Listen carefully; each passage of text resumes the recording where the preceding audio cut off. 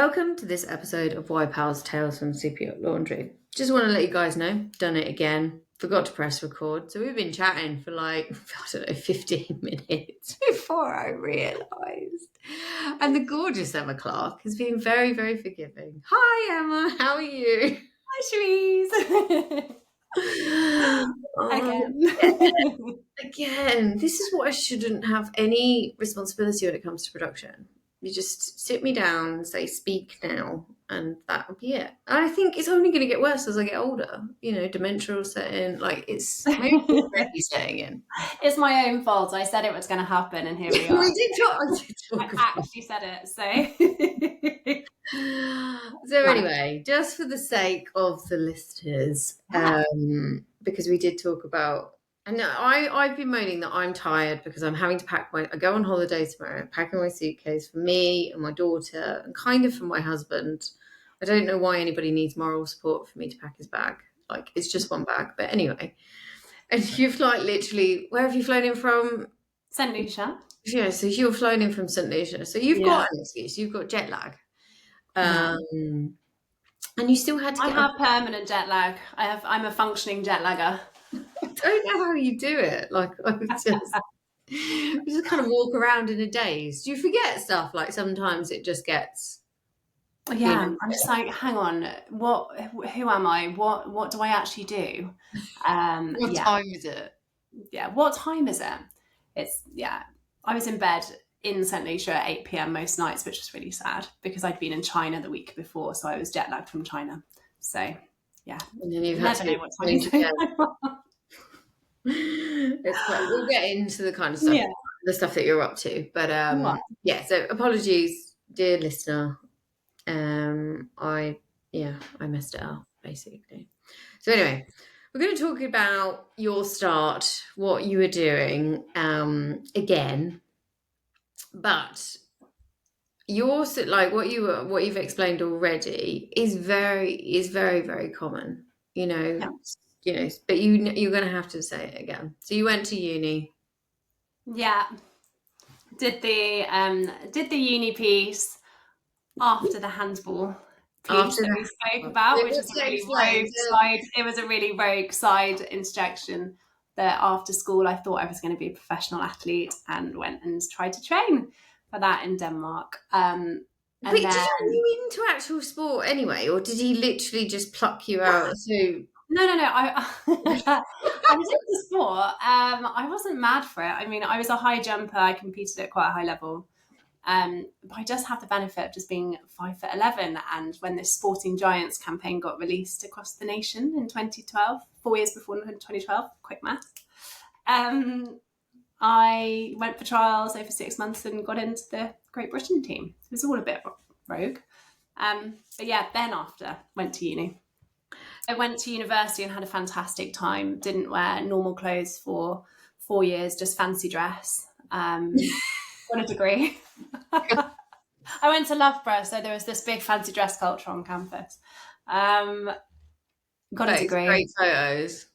We've got some horrendous photos, and it's back in the day when you actually used to upload the whole of your digital camera onto Facebook.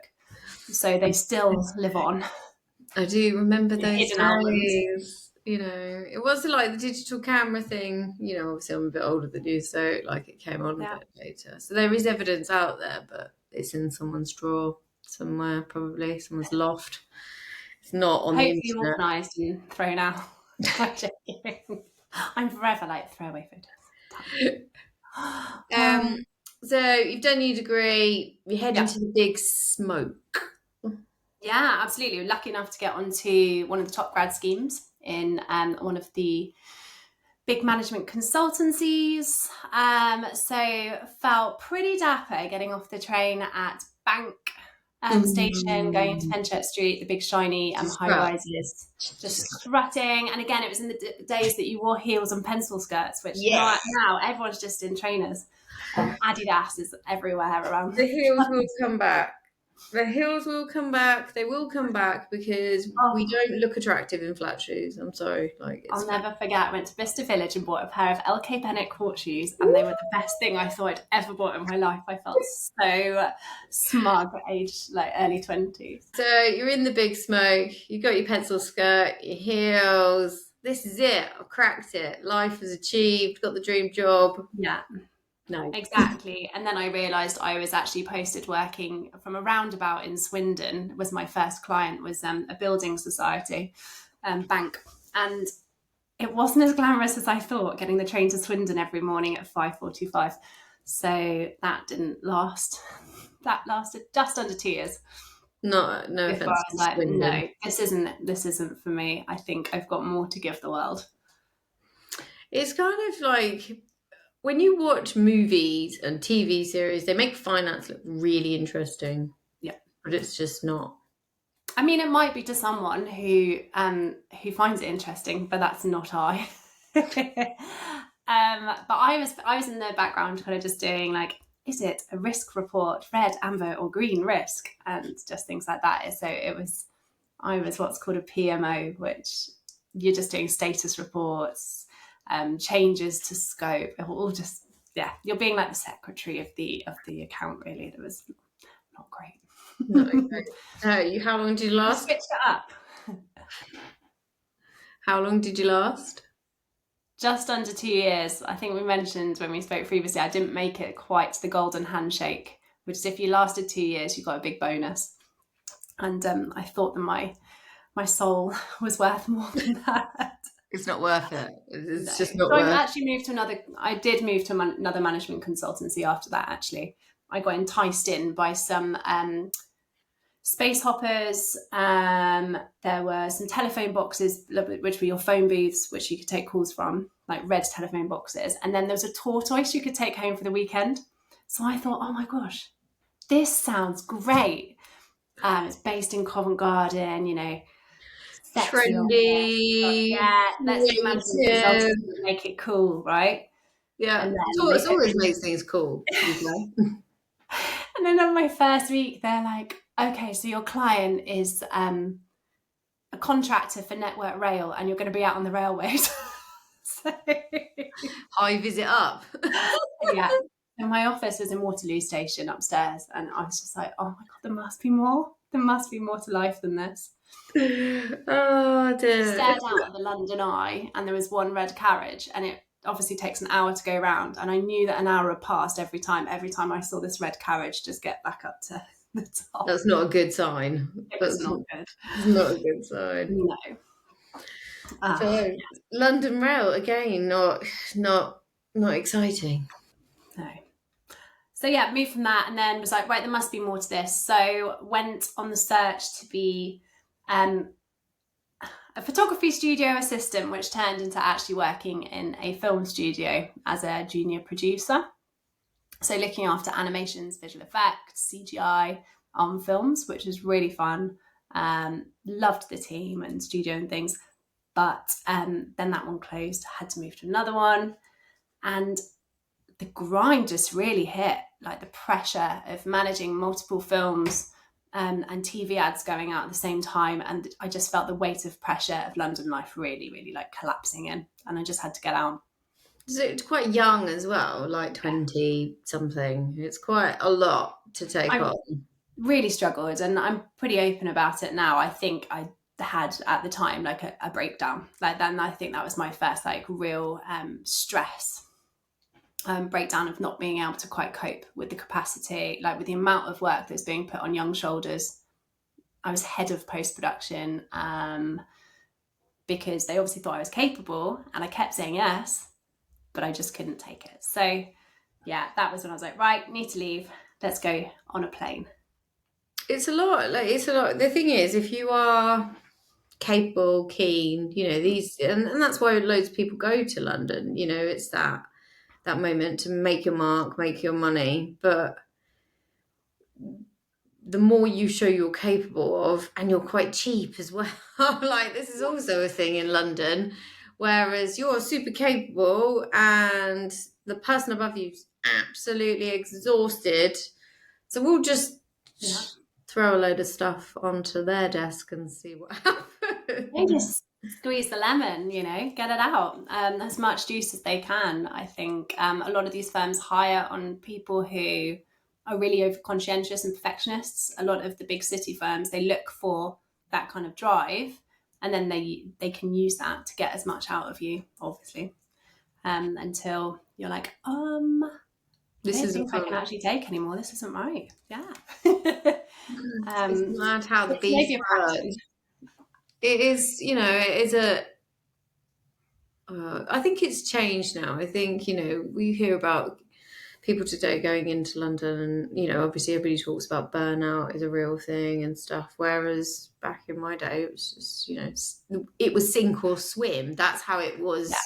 You've either got it or you haven't. It wasn't like, you were actually, overworked, overpressured and everything else. You can either make it or you don't. And it's kind of like a win-loss week kind of either, or you're strong kind of vibe. Which is quite brutal. It is brutal. I think the culture is changing, which is good, especially in the land-based world, where people are talking a lot more about things like mental health days, burnout, and being quite aware. Obviously, since COVID, flexible working has changed things. So obviously, I'm not back in the world of management consultancy yet, and never again. I'm not back there. You say it out loud. No, don't. I don't know how it's changed there, but I definitely think in my companies and things that I do now, there's definitely a lot more awareness to it. Well, there's also a little bit more, I don't know whether it's kind of a bit of a commodity kind of vibe as well, because there's always somebody else. And that's why you always used to push yourself so hard, especially in the city. It was like, can't lose this because I need it to get to the next bit, if you know what I mean. But they always thought, somebody else can come along and feel, nobody's irreplaceable. That was also another thing that was said all the time. Sounds really familiar, hey? When you look in the yachting industry and see the type, what it gets from you in the same kind of way. There's quite a lot of similarities. And I think I've always been kind of very drawn to that, being that needed and doing a job that's perfectionist and it's high pressure, high drive, which is brilliant for a while. And then you just go boom. And it's the big crash. Yeah, it's going to be pretty tough being kind of really drawn to, the exhilaration of high pressured environments, but then knowing where you're at to pull yourself back before you disintegrate. Exactly. So that didn't work either. No, I think, and that was unconscious through it kind of crumbling, but conscious decision of like, no, I need to make a change here. There has to be a stake in the ground. I've got to, go travel. I took a period of travel, then came back and was like, no, I'm not going back to London. That's not happening. Which I literally got a job in a waterfront cafe in Bristol. And then made some cocktails, did some tapas, met one of my lifelong friends who I managed to recruit into coming yachting after a couple of years as well, which was brilliant. So we spent some time on a boat together after working in a bar/cafe in Bristol. And that's when the yachting journey started. I think hospitality is good. It's intense, but it's not as mentally demanding.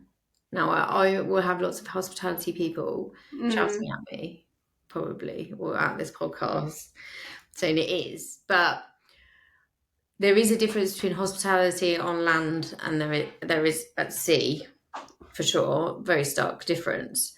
But there is, those, I always used to have kind of like a side job. So like I have a weekend job because I'd spend too much money otherwise. So I'd have my 9 to 5 and then work in bar and hospitality. And a lot of it was just the social side. Yeah, we'd have, I think hospitality is one of the best groundings you could do. Like the starters, I've always done weekend jobs, always worked at the village pub. My parents have run businesses and I've always worked for them in a hospitality capacity. It's always been a part of my life. And I think it's one of the best things you can have. It's helped me with engaging with customers in the role that I do now, in talking to people. Yeah, it was fab. And then, hospitality. I think it's really sad to see it falling out of favour with a lot of young people these days. I think loads, especially I spoke to my parents' friends recently, and they were saying that their kids are kind of going, "Oh, I need a summer job, but I'm not waiting in a bar. I'm not going to be working in a bar, or I don't want to work in a restaurant. I don't want to do that." And it's like, oh, that's really sad, because that used to be the way, whereas I think they're struggling in the What are industry their these days. options? Good. What would you like to do? Well, I'd like to work. Like all of the jobs are rubbish in the beginning, in a way. Like you're not talking, weekend jobs is not about your professional career. It's kind of, hopefully you work with some cool people. You work in a bar where you can siphon off free alcohol. Yeah, you have the drinks afterwards. I've had many a great night after work. Yeah, after work. Drinking in the bar after work, going out. It's great. But yeah. Well, that's a shame that they're not seeing. Well, it doesn't surprise me in a way. All of the stuff that's coming out about the kids that were teenagers coming into COVID and everything else. Like, I imagine they don't want to, because the pressure of that kind of social interaction probably freaks them out massively. Yeah.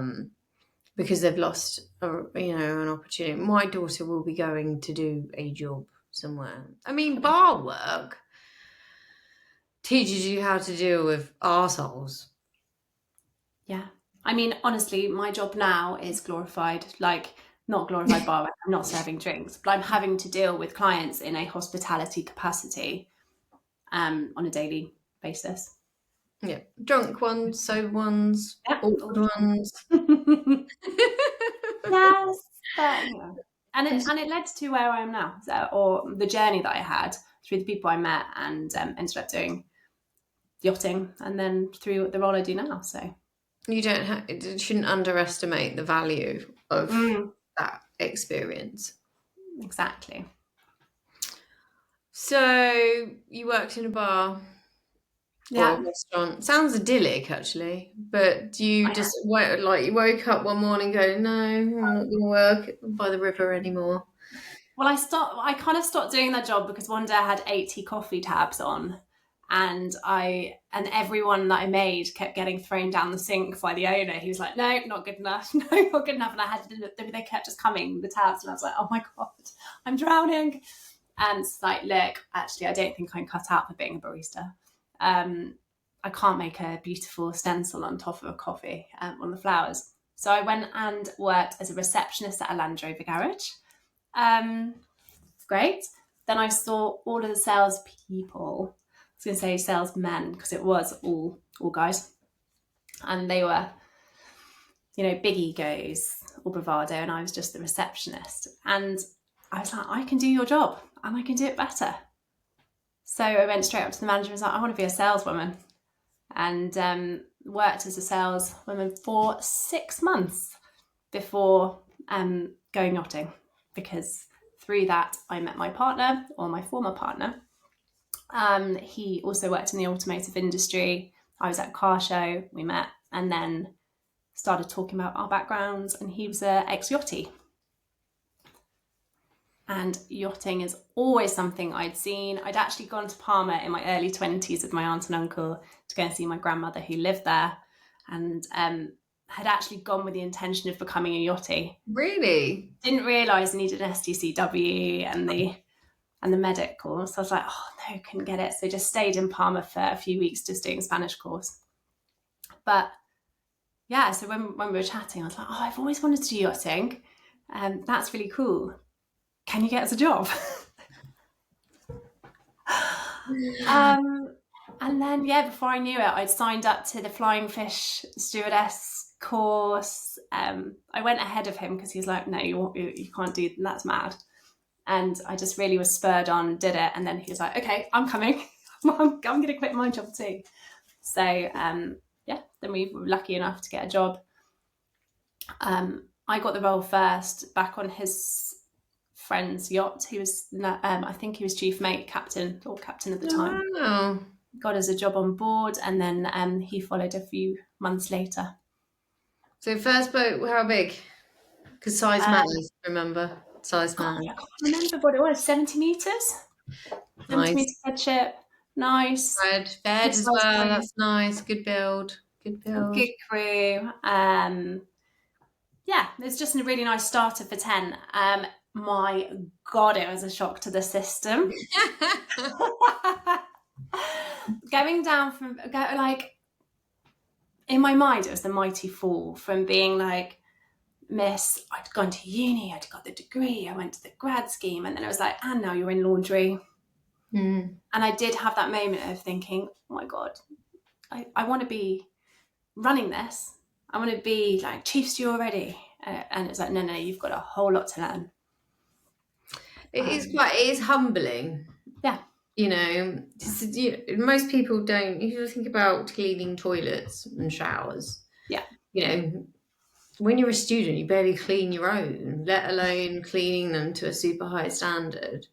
And it's massive humbling experience. I think it's really, like you said about hospitality being grounding, I think yachting can really put you on an equal par with everybody, I think. Yeah. Definitely. And I enjoyed the cleaning. I mean, I loved it. I think it's that little perfectionist. I'm really super competitive. I think that's the sporting bit. And I just wanted to clean it as best as I could. So, oh my gosh, I want to clean this so that when, the second stew comes around and checks everything, they can go, well done, you've done a good job. It would kill me if they're like, you found a hair on the floor of the bathroom. I'd be like, no. I was literally, that's so funny because I was talking to somebody today about the one person that you've worked for. Sales is very similar. So, obviously, I don't know, but when you go through sales training and they're making you ring about 1 million people and you hate every minute of it until you get comfortable with that, a bit like hospitality and serving your first drink, like when you're outside your comfort zone. Yeah. And there's one chief stew that I worked for, and I can't say I enjoyed any minute of it, but she made me a better stew because her eye for detail was torture. It was torturous. I was like on my knees on the floor looking up at the bathroom mirror at all the different angles to see whether there was a smear that could be seen. And I was like, but why are they on their knees on the floor? Yeah. If you're a guest, why are you on your knees on the floor? Surely you're standing up or whatever. Oh my goodness, but I do it now. I do it to this day. I do it to my team. So obviously land-based now, and my team are thinking, why is she doing this? We just work in completely different industry. I don't care about the glass being smudged, but when we get onto the nature of what I do now, you'll see why there's glass smudged. People with hands up against windows, like, There is like, it's quite, you're probably one of the only guests that is a kind of into the cleanliness thing on the level, because I felt like the industry made me a bit weird because you're like, the eye for spotting stuff that's wrong goes off the chart, like everywhere. Yeah. Like if you're in a hotels. Yeah. So you kind of, and it really, the satisfaction, like doing my own home, but like that pride of, that room is, as beautiful as it could be. I liked making things beautiful. I guess you were addicted to making them look lovely. Exactly. I think that has, even when I was young, I spent a lot of time like alone as a child, very sad. My parents worked, had their business and they were busy doing that. So rather than like go to friends' houses, I'd be like at home because I couldn't go anywhere. And I'd spend most of my time like always rearranging and arranging my bedroom and cleaning my bedroom. And I think that has really, and the garden shed, I had to change it into all sorts of like, one day it's a spa, the next day it's a hotel. And I really think if you go on like childhood psychology, that has impacted everything from yachting to my life now and what I do. So, yeah. Did yachting make that cleaning worse or better? It really made it. It made me go completely off the chart. I mean, talking about people who really, I definitely had some really strong stews that I worked with. Again, love-hate relationship, I think. They were brutal. Like my first boat, really, really strong character who wanted to be at the top, who was on a mission. And I was like terrified of getting something wrong. And I think I enjoyed it, but also the fear factor was huge about getting something wrong. It might, like you said, the competitiveness. Like I was just determined. I was like, I just don't want you to be able to talk to me like that. So I'm going to make sure that I got everything. I think then you kind of like, it goes back to that original thing. You kind of creating your own monster in a way, because you're becoming more capable. You're doing more. You're doing it to a better level. And I on that same boat, like the last trip, and it was like the last few days of the trip, I was doing all of it. Like I'd just done a temp trip, and I was doing all of it, all of the cabins, all on my own. And I was like, do you all need to be upstairs? Because they'd all done like the season, so they were knackered. And I get it. I don't know. But when they knew I was capable, like, oh no, you can. You can do it. Yeah. No, it was. Yeah, that's tough.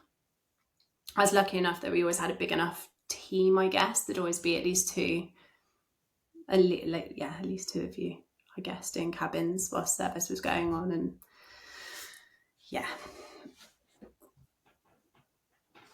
it can be like you are giving me the PTSD actually thinking about it right now. I'm like, oh my gosh, I didn't actually realize how affected I was about it. This is a therapy session until we start thinking about it, and that level of competitiveness on board. I think you'll probably touch on it later about what did you like and what did you not, jumping ahead, but that's probably something to go into. We can go into what did you like? What was, when you're joining, you're on 70-meter fed, which is a nice build. They generally organise their boats quite nicely, which, if you understand boats, moving around a boat and trying to do your job, there are some boat builders that are generally quite decent and lay it out properly so you can do your job. I would say fed. Amels is quite good with stuff. I worked on a fed ship, two feds, a Darman support yacht, and a, oh my gosh, what was that? Can't remember. Yeah, another one. Not a Mangusta. No, I'm like, can I Google this whilst we're talking? What's that? Oh no, she is Googling it now. Yeah, a Nobis Krug. Oh, what? a Nobis Krug. Oh, right, okay. I've never heard of that before. No. There you go, that's why I didn't remember it. No, because I've never heard of it. Well known yacht herself, but. So is it nice? So what were your first impressions? Obviously you said it was kind of humbling from the start, but like when you got into it, what were your highlights? Oh my goodness. I think one of the things I super remember my first impression was taking my shoes off and getting onto the passerelle, and just the feeling of teak underneath your feet. It's kind of warm and really soft, and you're just like, oh my God, I've made it. This is luxury. You're walking on this, like it's all blue around you, like the water's shimmering, and you just feel on cloud nine. Nothing beats it. There's a certain, I don't know, there's a smell to it. Is that weird? Like it's the smell of the teak and the water and the warm and maybe a bit of sun cream. It's just like, is that real? Amazing. I mean, you miss the moving. You miss it. You're on board, and when the boats can move around all the time, but there's just always this little bit of a sway. I really liked the sway. Well, obviously not when you're stuck in like a force 9 or whatever it was, but like midway across the Atlantic or something. Like a storm in the Bay of Biscay, maybe not. But and I think that feeling came back so many times. Every time I came back off leave, every time I came back, I came back and temped. Once I decided to leave the industry, I did the classic rebound, come back, temp a bit, and I came back. I was like, oh, I missed this. And obviously, with that, it's the camaraderie. It's having a crew around you. That's fab. There were ups and downs. always, where you have like really low moments, but then also you meet some friends for life and have amazing experiences, spend Christmas in St. Bart's or in Monaco, New Year's Day. You know, I watched a film the other day and it was the fireworks in St. Bart's at New Year's, and I was like, I was there. You know, like, it's just amazing to have had those experiences. I feel very, as they say, blessed. Yeah. Yeah, it's, it's an opportunity. I mean, I think if you've already been traveling and moving around, it's not too much to get used to as well. Yeah.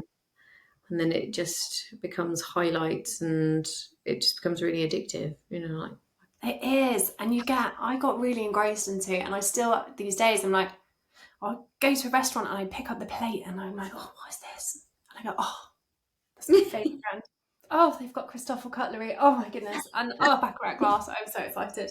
It's just like, not that I'm eating at restaurants that have that, but the odd time you see like a Bernardo plate and you're like, oh, Crystal. I was part of that world. I understand what this is. No one around me gets it.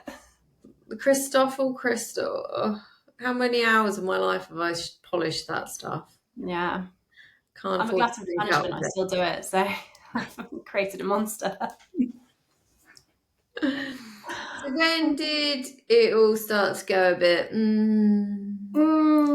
I mean, I don't know if it's like it for everyone. I think you have those moments when you come to moving every single yacht that you might move to. Unless it's someone who goes, I stayed on a yacht and I stayed there for 5-6 years and it was amazing. I probably did the 2-year. And each time it went, not loving this, or the crew change. I think a small change in the crew members can really change the dynamic. Yeah. And it just doesn't sit with you anymore. Maybe there gets a bit of like girl competitiveness in the interiors that's really tricky to navigate. And you're like, I don't want to be a part of this. So around those, and then the final kind of, when did because I came back and I temped as well. I went onto a smaller boat, part of a fleet, and it was just tricky managing, working across the 3 yachts. Yeah, and I think that was like, okay, maybe I want something different now. I've done quite a few years. I was early 30s. I was like, I need to start to make a move. So that was the first time I left.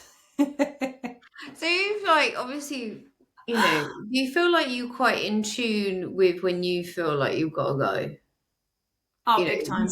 You seem like you kind of you get to a point like, I really hang on though. I did really try. I mean, I did some really weird stuff. I was reminiscing with some gal pals about it the other day. I used to shut myself in the uniform room because that was the only room that you could put a lock on the door.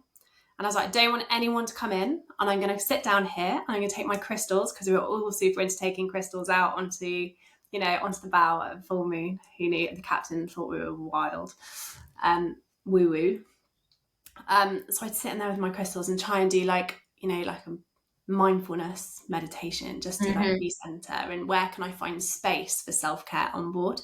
Yep. And so you try and battle through for a bit, and then it comes to a time that it's like, actually no, doing yoga in the engine room with like cans on my ears it's just not cutting the mustard.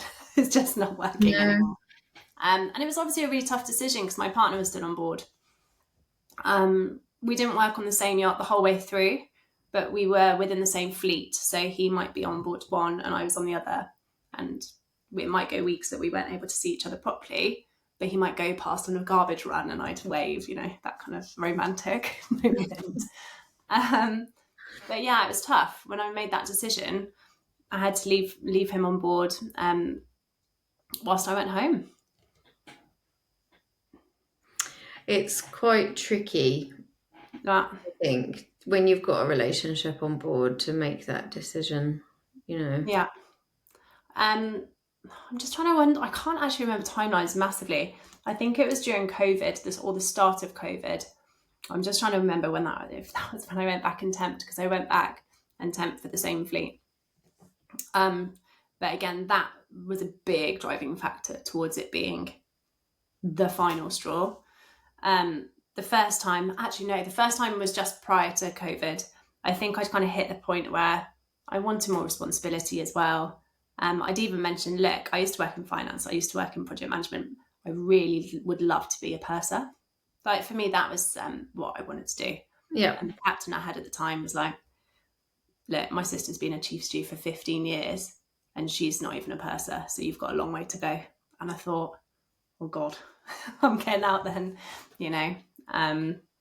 So purser is the biggest con in the industry because there's just not that many positions. You know, you've got companies churning out 10, 20 purser courses. Well, individuals on purser courses, each course, and like there's not that many positions.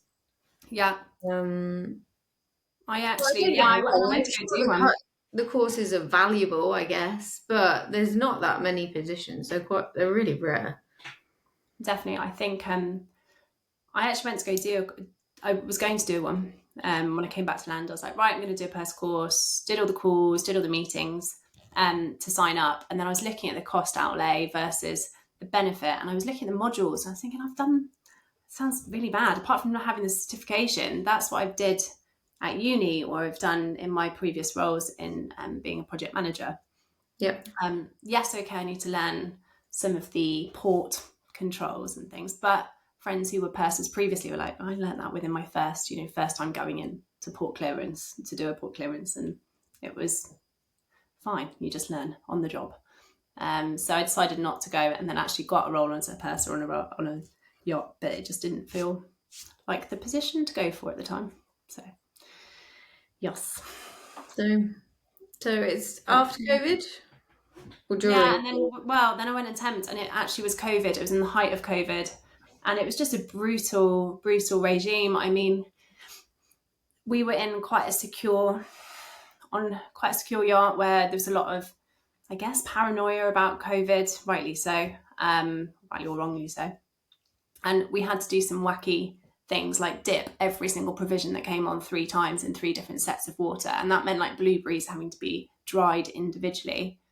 And then you'd all have to jump in the sea in your wets afterwards, the whole crew. And you'd be in the middle of service or housekeeping and you'd get the all crew provisions here. You have to come down and wash them 3 times in bicarb and water. And it was just really intense. It put lots of strain on, the crew ourselves. We weren't allowed to leave the yacht at all, even when restrictions relaxing. Other yachts were able to, have 1 day ashore, but we weren't allowed off. Unless you're a captain or a chief officer, you weren't allowed to go home. So I think it was about 14 months and most of us hadn't gone properly home. So COVID broke a lot of people. Like the things that boats, I know of a boat that literally only a few months ago relaxed its COVID. Yeah, I wouldn't be surprised. And it was 7 a.m. every morning. You had to have a COVID test, but someone else did it for you. And it was so painful. And I think by the end, it was just like daily nosebleeds. And I was just like, what is going on? I think I saw my parents get, you just see your parents get older. You're having these COVID tests daily. Stuff's happening at home. And you're thinking, yeah, do you know what? I'm actually done. So that was the end for me. It was requesting to leave the next day. After I had 1 COVID test in the morning and I just shattered. It's quite invasive as well. Like, I felt really violated. Yeah, really dramatic. It's not.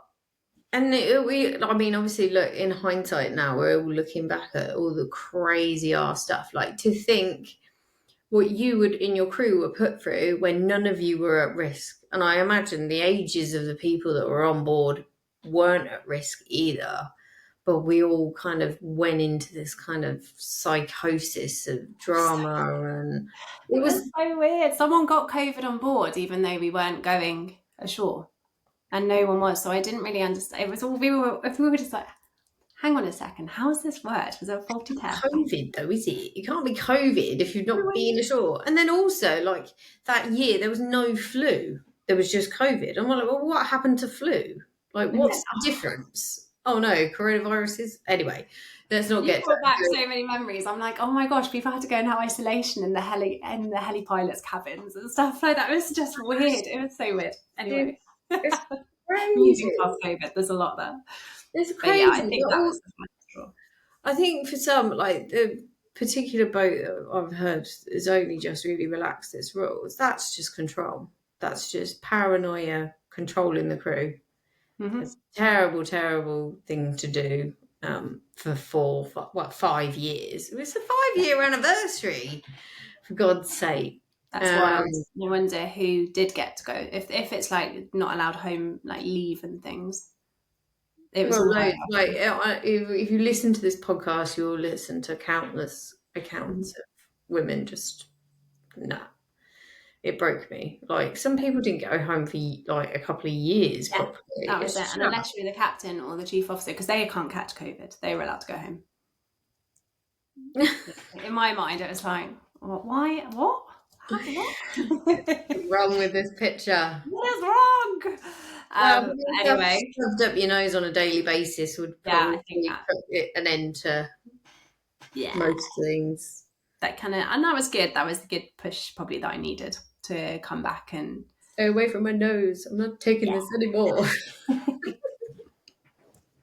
So, did you have a clue what you wanted to do when you got off? I did, yeah, I think so.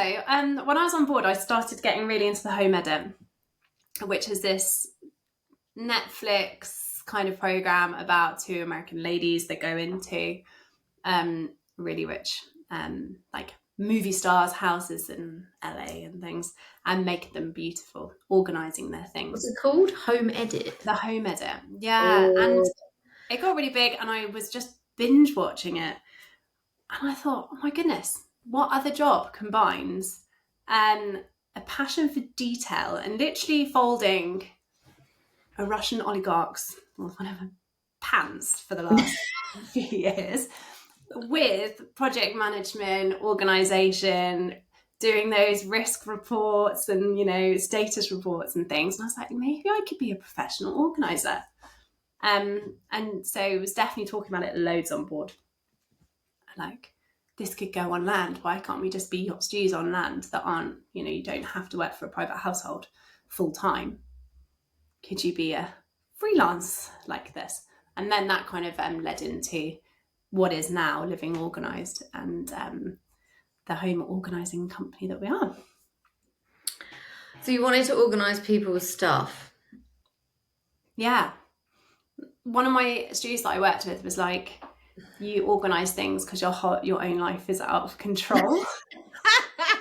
And it's not to me, but she said it as like people who love to organise things do it out of, no control for their own life. So you organise someone else's things. And there is definitely in that. You're like, yeah, it's pretty therapeutic. And I don't mind doing it. I really enjoyed doing a wardrobe setup after, guests arrive on board and you unpack their luggage and make it look beautiful in the wardrobes.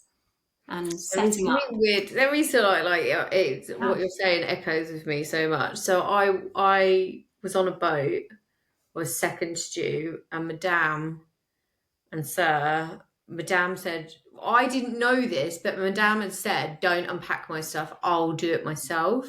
Nobody sent that to me. So I went downstairs, did Sir's, then did Madame's. She came down, she was like, you've unpacked my stuff. And I'm like, yeah. What I'm programmed to do. So she looked in the cupboards in the drawers. She was like, you've done it exactly the way I wanted it, so that's fine. So I was like, yes. I did it the way obviously would make the most sense. So I'm really pleased that I made it. I was like, yes. I've never been so scared in my entire life. Like when she came down, she's like, you've touched my stuff. You've touched my stuff. You think, oh my God. That chief stew was rubbish. Just putting that out there. It got worse that trip from that moment on. But anyway.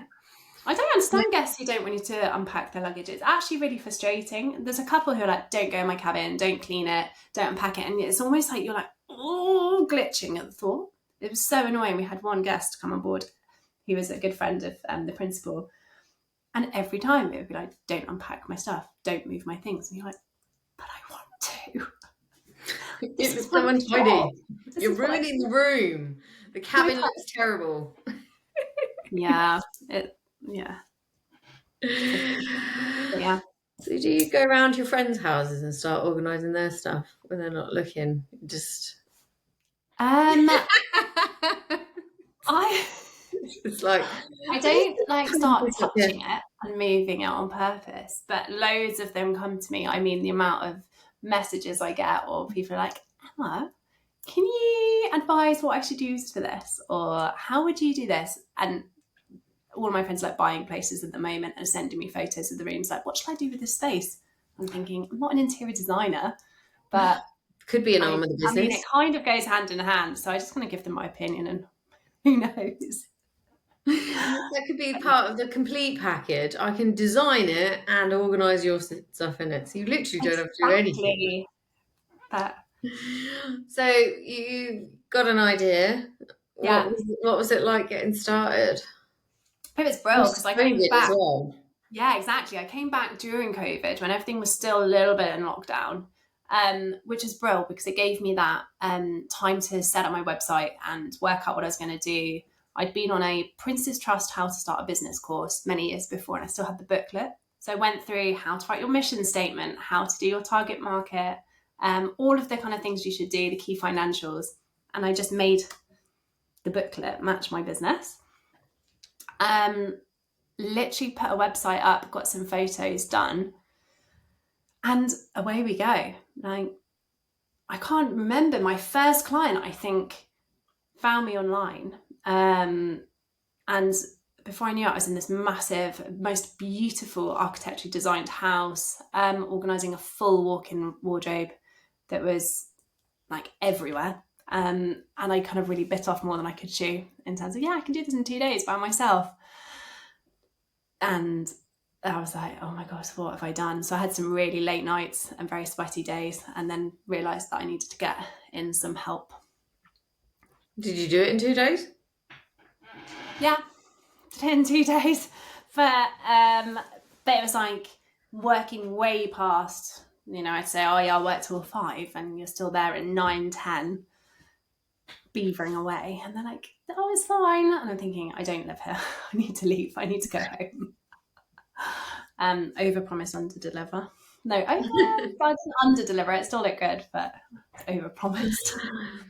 So I'm just going to you didn't get necessarily the clientele that you were targeting straight away, or was it a bit of a mix? Because I imagine you get calls from some people, because rich people can be gross. Yeah, like, I've had such a mix. Just absolutely loaded, but live in squalor. Anyway. I've had all sorts, actually. Yeah, I think at first very much because I did this from Cheltenham, so I had all the countryside, so loads of farmhouses that were pretty filthy, maybe, just with like having loads of dogs and horses and chickens and tortoises in the utility room, and like sneezing my way, because I'm quite allergic to cats, so just sneezing my way through trying to organise these 2 kitchens. And I've done also, a real range of homes to start off with. And I'd say yes to doing someone's garage and more like decluttering jobs, before realising, whoa, that's a completely different ballgame. That's goes hand in hand with things like ADHD, and decluttering can be related to OCD and hoarding, which are actual like mental disorders that need specialist knowledge on how to deal with it, so that your client isn't getting too panicked when you're going through their things and things like that. So, have you had that, like people panicking as you're clearing? Yeah, I did. I worked for one house. This husband had phoned me to go and work in his house for his wife as a gift, and I hadn't realised she was like severely immobile, so couldn't move herself around the house, and was like trying to help, and then was struggling breathing, and it was all just, and there was nowhere for me to put the stuff, and I actually wasn't allowed to get rid of the stuff. So it was make this room amazing, like a miracle, or in my mind, but don't get rid of anything. And as you know, if you put a messy cupboard back into, if you take all the stuff out of a messy cupboard and try and put it back neatly, it's never going to fit. No. So I had some pretty tough days and some pretty steep learning curves, I think, before I was like, when does Emma stop saying yes? Keep getting yourself into a mess. Yeah, and when do I realise, no, this is my specialism. My specialism is working for yacht owner level households, and that's where I need to focus on, because contacting like private houses, private households and family offices, and going, if you need anybody. And I've not actually had to do much. I'm really lucky I haven't done much outreach, actually, going out to households. I think events like your Pearls of Wisdom event in the Shard connected me with loads of ladies there who had friends who were household managers or PAs. And through that, the network kind of spiderwebbed out. The client that contacted me via my website out of a mystery, I don't know how he found me, to do his house in the Cotswolds, he's very high up in an architecture firm and that also designs yachts, and has then put me out to all of his friends, which has been really amazing, and client contacts. And cool. Then so it's been just a lot of word of mouth, but definitely I found the jobs where the budgets have been lower or the clientele haven't been the yachty standard, wanting that, a lot harder. And not because it's always fun to have loads of money and be able to spend it, and buy what you want. My knowledge of the products is less. Like, I know less about the products that you can buy from Dunelm to knowing more about the products that you can go to, I don't know, Gio Bagnara or Panetti, and you can say, oh, they do these amazing leather boxes. This is what we use. I know the sizes, dimensions, blah, blah, blah. Off the top of my head, it was a lot easier. Yeah. Which sounds bizarre, but that's just what we know. And it's better to work within the realm of the products that I know, rather than trying to find something on Amazon that may or may not fit. I also, but in the beginning, you were just wanting clients, I guess. Yeah, I just did anything. Yeah, absolutely. Which is difficult. So, and then I didn't get the results I wanted, and I found that really, I wasn't proud of the work I was doing, and I never want to. Not that it's about posting about it, because now I actually don't post about my projects. But I was like, I'd leave a project and I'd feel really unfulfilled. Like, it didn't look that good, or it didn't look as good as I wanted it to. Even though they were delighted and thought, oh my gosh, it's the best thing since sliced bread, I'd be going, oh, but it could have been so much better. So you don't post about your projects now? You don't put any organising form on the telly, on socials? Because I'd probably be one of those that, oh no, that's quite... I know. I'm stuck between a rock and a hard place, and I just don't know what to do. It's whether a lot of my clients, I don't really feel it's right to be going around and taking photos of their private properties. It's very much like when you're on the yacht, you're not going to be taking photos of the interior of the boat and posting online. And again, a lot of my clients are of that same level. And also, I never think... Also, we're on jobs and I never take very good photos. And I just think, I'm never that happy with the photos anyway. And there's always something slightly off, or in the photos there's a speck of dust on something. And I think that perfectionism stops me. So I'm like... You just have to take photos of when you go shopping for clients instead. Like exactly. When you're in the shop. So I have a limited range of photographs of the finished project. But a lot of it is probably just because of the privacy.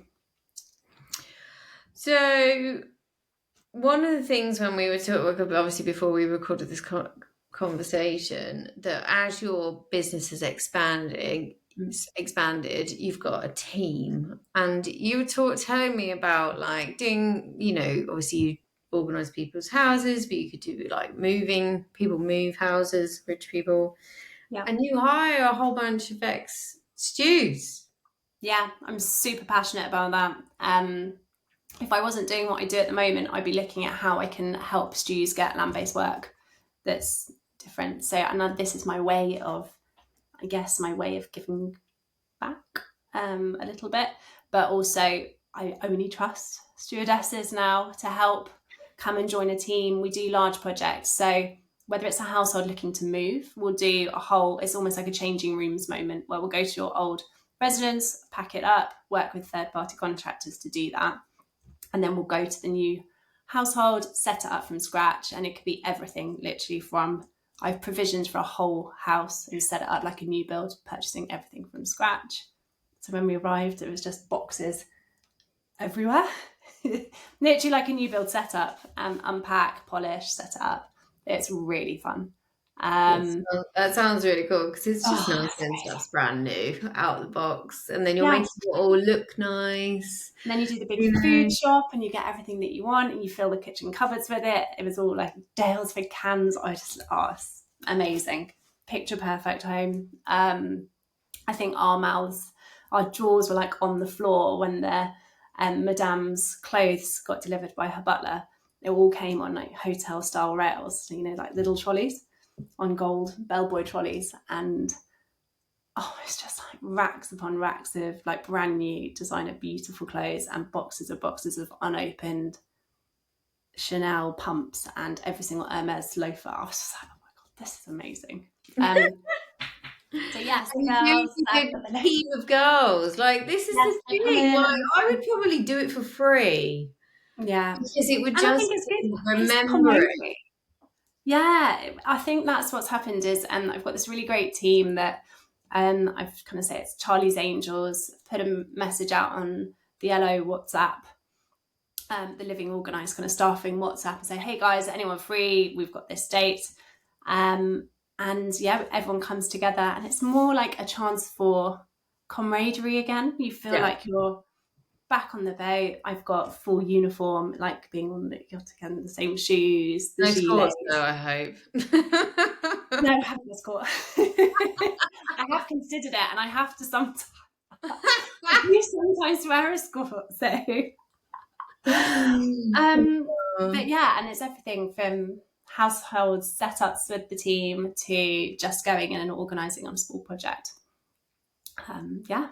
It sounds like so much fun. And that's one of the things, obviously, we've talked about on the podcast loads of times, like when you leave, you miss that crew camaraderie, and also people that really understand what you've just experienced as well.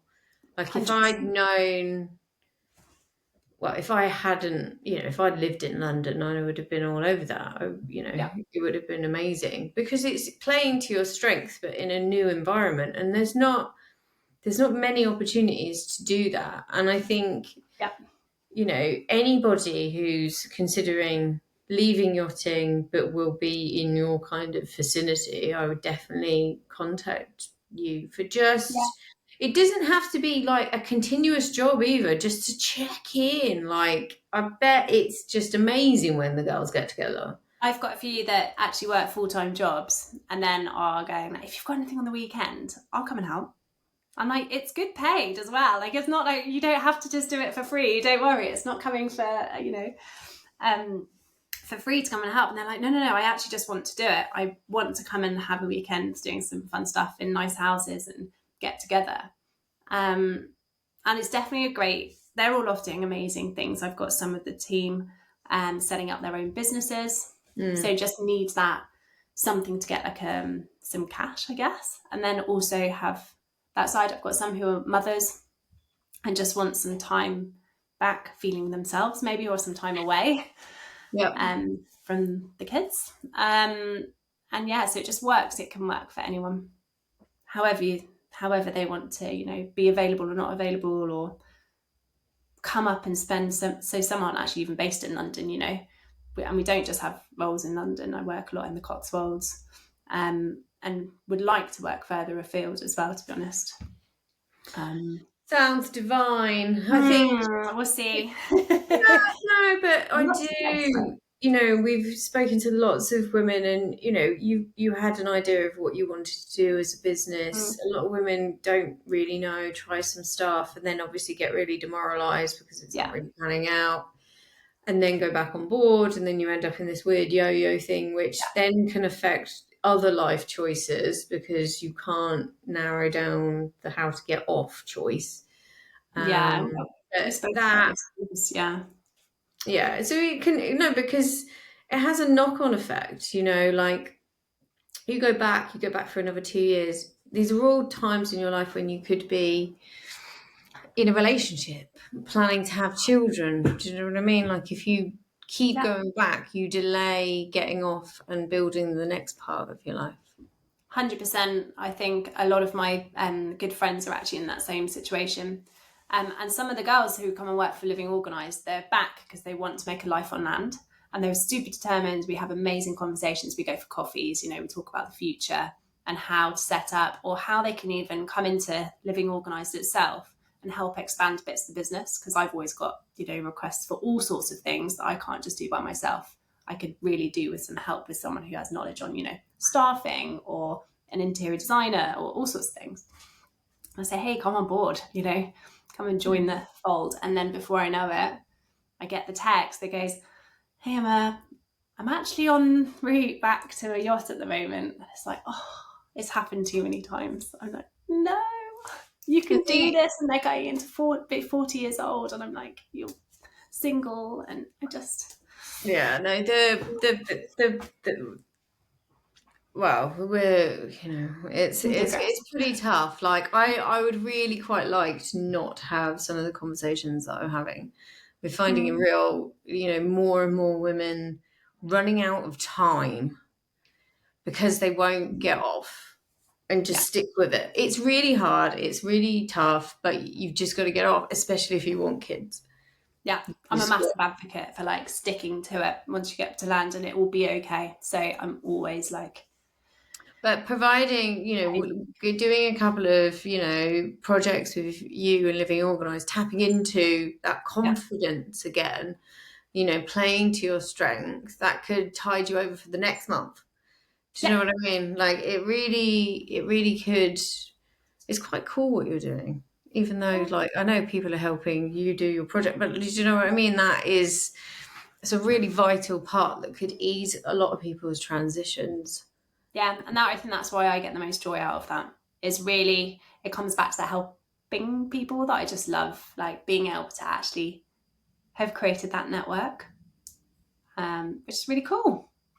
But it's not, it's not always going to be plain sailing when you come back to land. Things are going to work, they're not going to not work. I did this Living Organised full time, and everyone looks at the website and goes, oh my goodness, it looks like you're doing amazingly, or the Instagram. And I get loads of, praise, and it sounds great. And I get, yeah, guys, it's been really tough. There've been times where I'm in a garage at 10 p.m. panicking because I can't get it finished, or I haven't got any jobs for a couple of weeks, and I'm thinking, I can't, go to that party or that hen do where you've got to put loads of money in, and it's tough. Is that just normal? This is the thing. It's just normal life. And same with business. Your land-based friends miss out on stuff because of life scenarios as well. You have to change your lifestyle as well. Yeah. You've got to stop being a yes person. Yeah. But definitely, I changed to set up the business. I changed my lifestyle massively. Didn't go back to London. Lived really frugally. Literally, I would go in the supermarket and be kind of comparing how much things were. Wouldn't go out. Stopped doing all the things I loved, like yoga classes, because I was like, they're too expensive. I can't afford it. So there was a lot of things that you roll back on when you go set up a business. And now doing the juggle a little bit. I've gone out and done, just because I'm interested in doing other projects, other things a bit with Formula One. I know that we mentioned I travel a lot. That's a little side hustle. Well, something that I do more and more of is work in a role in F1 alongside Living Organised. And then in time, Living Organised will probably take up my time all over again. So it's constantly... Well, you just moved in with, You got to organise your fella. Most amazing. I hope he's ready for the experience.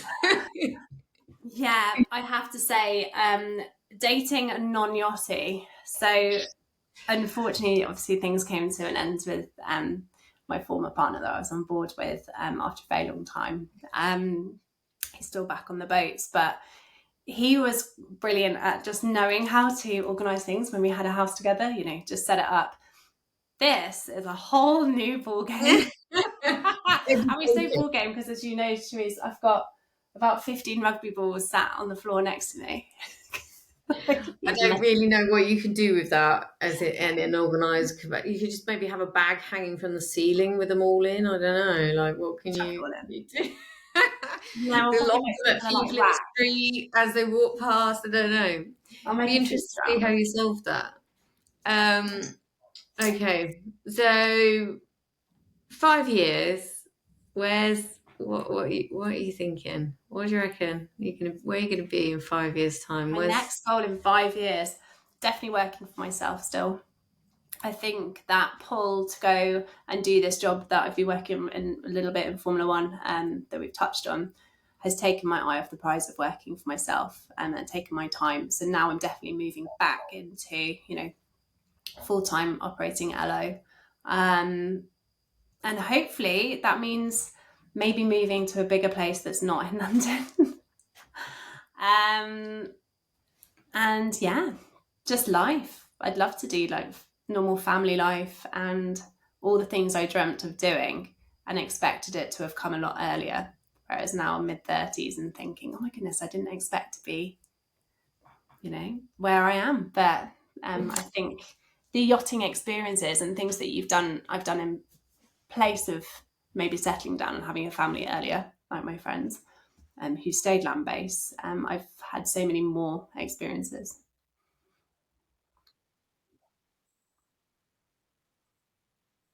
Yeah. Like I said, it's just fab to actually hear your story in its entirety because obviously we've known each other for quite some time now, so it's really, really nice. We always finish up on, we've got 3 bits of advice you'd give to somebody on board right now. She's in the laundry. Yeah. Chief stew's rubbish.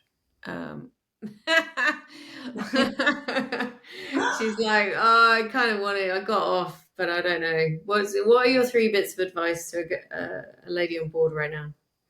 I think it's having been there yourself in the world and all the laundry walls feel like they're caving in on sometimes. I think knowing that there are opportunities out there, whether that be moving to another yacht just to see if it will make a difference. If you do want to stay in yachting, that's brilliant, and maybe another yacht will give you what you need. But if it's not and it's moving ashore, there's definitely a future there. It could be setting up your own business, or it could just be starting really humbly again. I think a lot of people are afraid to come back and go and do something like temp work as a receptionist at a Land Rover garage, you know, like I did. And there's no shame in that, and it also leads to far greater things, like you can go meet other people. So definitely I think that things will change and can get better. You just have to make the move and have that gumption, as they call it, to make that move. Right. So have you, to finish up, got a crazy story? So like a story, it could be scary, funny, just a moment of just like, oh my God, am I actually here? Is this real? When you say, can you tell me the story from yachting? Please remember that nobody who can come back on your NDA is listening to this. Like, get those women. They don't know who they think they are. They're just like, I can't tell that. Somebody will tell me. I'm like, who? Who will tell? Who's listening to us? Just all of my stories, I'm just like, oh, are they out of NDA or are they just gross? And I don't want to hear them come out of my mouth. And everyone's going to be like, oh God. What's the first one that pops into your head? Oh, the first one that pops into my head is a 24 karat gold butt plug. And I just was like, can I say it? I don't know. Yes. But when I found out about this, living in the top drawer in the pantry and only being allowed out on request by the principal, it just blew my mind. And that was in one of my first couple of weeks of yachting. And I was like, I have arrived. I've arrived. Explain this to me. Like, what? What? No, it was just something that lived in the top drawer in the pantry. Why is it in the pantry? Because it wasn't in the guest quarters, and it was only on request. Say no more. I mean, I don't know. Oh God! Yeah. I'm just thinking about the person that asked, "Can you go get the thing?" Yeah, like, just go get that thing. Normally, it was the butler, but I just that was a fun. That was just a really fun item. That was just really rogue, and I had never anticipated seeing on board. I just don't know why it's in the pantry. Some places are sacred, and I just don't know whether I'm okay with that. You know, like from an organisation, cleanliness kind of environment. Like, I forget it though, in case you need to whip it out. Yeah, it's actually in service. What? Would you like this with your main course though? No, if I take it out on a tray, like how do you pick it up? Oh my gosh, now you've reminded me of another really, just ridiculous. No. Oh. Did you take it out? Did they take it out? No, this is a how do you serve that? Oh, this is a completely unrelated. No, this leads on to another time about how do you serve something and walking down. We once had a rabbi come on board, and he couldn't eat any of the food because it wasn't unless it had been on a blessed chopping board, and he could only drink neat tequila. So I found this really funny. So he was very specific about what he could eat, but then would just be like knocking back neat tequila. So it's just wild. And it was my job to serve his food, which was so it's just a plate, carry it down the deck, went on quite like a rocky sea as well. Just a plate with a whole avocado, a whole cucumber, a whole tomato, and I think it was a fish wrapped in some foil or something. And I just walked down this deck with all of these vegetables rolling around on the plate. And I had to do it with a straight face when all I could hear was everyone just laughing in the radio in my ear, just creasing, rolling around on the floor. So that was good. At least you weren't taking it to his bedroom. That would be more weird. That would be really weird. The whole vegetables. I just don't. Yeah. My brain is going to be like, the time I'm on holiday, I'm going to, how the fuck do you serve like, how do you, like, who picks it out of the pantry? Like, but. No, who cleans it? How many bucks? Thinking about polishing that thing. I never had to do that. I never think that's before. Yeah. That's worse than the sex dolls. Or no, maybe not worse. Like, I'm not sure. Do you go and clean my sex doll? No, I can't. This job is not for me. Who had to do that? Somebody had to do that. Had to get them out the cupboard, put them in the bedroom, and then what you clean them when you put. Oh my goodness. We could do a whole episode on funny stories and we'd all be in big trouble. We will do one, but you've kind of got, like, people get really, like, I don't know who they think's watching them, but the NDA stuff, like, they get super, like, somebody will find it. I'm like, they won't, because no one's listening to us. I do feel really, like, insy about speaking about it. I'm like, can I do it? But as long as you just say it really quickly, it's fine. Never happened. It was not recorded or anything. My brain, that's it now. You've got that. That's going to be for ages. I was really lucky. We never had, when you watch Below Deck, I actually can't make myself watch it. I find it really cringe and it makes me feel like, oh no, this isn't what we did. But they have really drunk guests and all sorts of wild things go on. I actually didn't really have that sort of experience. My guests were often Russian, very quiet, very, civil. So we didn't have these big kind of drunk parties or any wild things going on. I've had to, because we've had guests on, I have had to watch episodes of Below Deck, and I imagine you probably feel the same because they don't look like they're doing the same job because they're not cleaning properly and they're not, do you know what I mean? And they do, but they do it for things like things aren't stowed properly, so they all explode, and it's all a show. But it gives me a bit of anxiety. It's like watching your worst charter go horribly or horribly wrong in slow motion. It's really frustrating, actually, because it's also made it being employed on land really hard after yachting. Because lots of employers go, oh, you're like on below deck.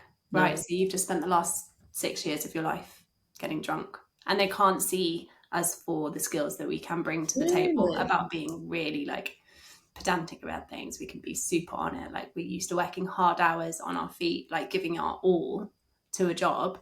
All the things that employers crave these days. And instead they've seen like dickheads on below deck. No offense to people that are very on below different. deck, they are paid to be dramatic, and that's generally what we don't want on board if we can help it. Right, before we go down the below deck rabbit hole, I want to say thank you very much for being on the podcast. It's been really good, and just give me a bell if you need someone for the weekend. I might do it. Absolutely. You'll be on speed dial. I'm like, well, I know you don't like putting out stuff on the socials, but I probably would. There's a few of us who are like, yeah, let's just do it. Let's just do it for the weekend. Like, we'll help you for the day, and then go be stews that aren't working at night time. I love this. Do you remember what it was like when we that first night off, when we stepped off after charter? Be like those kind of stews again. That sounds like loads of fun. Thank you so much for being on board, being on the pod. Thank you so much for having me. It's been such a pleasure. If you're I think we need to talk about your other stories, actually. I think, but this is the end of the podcast. If you've enjoyed this podcast, we've got plenty of others. Emma's details will be in the bio if you want to work for her, like I do, and give her a call. But until next time, see you later.